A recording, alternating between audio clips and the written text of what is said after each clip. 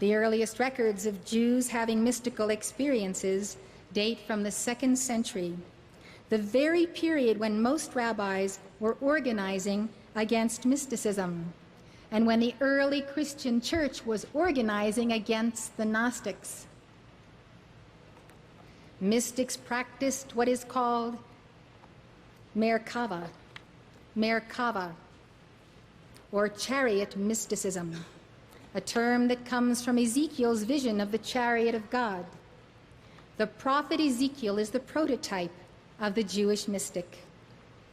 Ezekiel 1:4 and 5 records that a whirlwind came out of the north, a great cloud, and a fire enfolding itself, and a brightness was about it, and out of the midst of the fire, as the color of amber, came the likeness of 4 living creatures, which had the likeness of a man.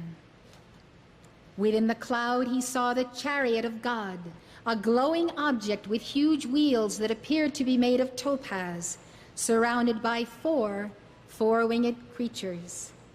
Above the creatures was a vault of the heavens that gleamed like crystal.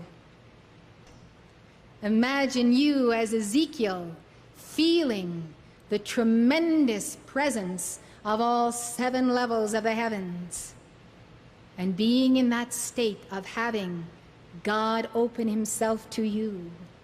As the appearance of the rainbow that is in the cloud in the day of rain, so was the appearance of the brightness round about. This was the appearance of the likeness of the glory of the Lord. Yud, Hey, Vav, Hey. Blessed be the God of Israel. For centuries, Jewish mystics have tried to reproduce Ezekiel's experience. Gershom Scholem, born 1897, died 1982, was the contemporary authority on Jewish mysticism. He wrote for us, "The Merkabah mystics occupy themselves with all the details of the upper world, which extends throughout the 7 palaces in the heaven of Aravot, the uppermost of the 7 heavens, with the angelic hosts which fill the palaces, with the rivers of fire which flow down in front of the chariot, and with the bridges which cross them.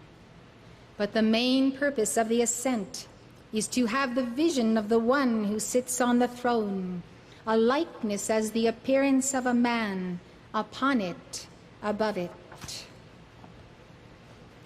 The vision of Ezekiel brings to mind the vision of the I am that I am, the Son of God, and the individual who ascends the planes of being to attain to those levels. Some Merkabah mystics had an out-of-the-body experience as they attempted to replicate the vision and the experience of Ezekiel. Others had the sensation of their whole being going on a journey. Rabbi Akiva, a 2nd century mystic, visualized himself rising through the 7 palaces and 7 thrones until he found himself standing before the throne of God. Hai Gaon, an 11th century mystic, said the experience was an inner journey to the innermost recesses of the heart. Some mystics wrote poems called Merkabah hymns, in which they attempted to express the inexpressible experience of seeing God. O wreathed in splendor, crowned with crowns, O chorister of him on high, extol the Lord enthroned in flames, for in the presence of the presence, in the inmost glory of the inmost chambers, you set up your posts.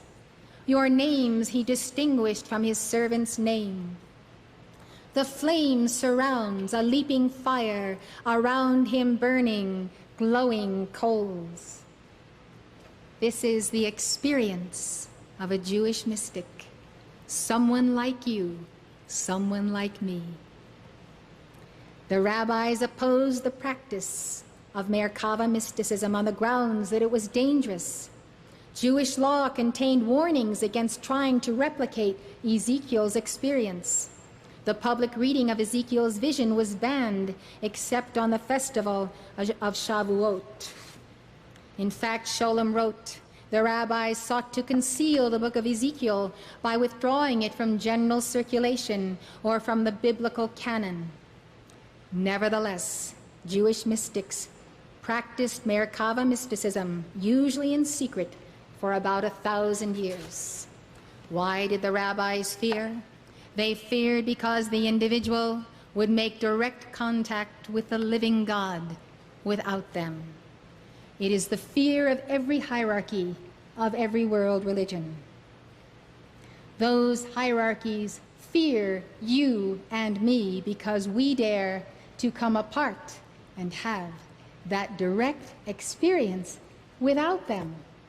But we invite them all to come into our tent, come into the tabernacle of the Lord and rejoice with us and contact your own living God.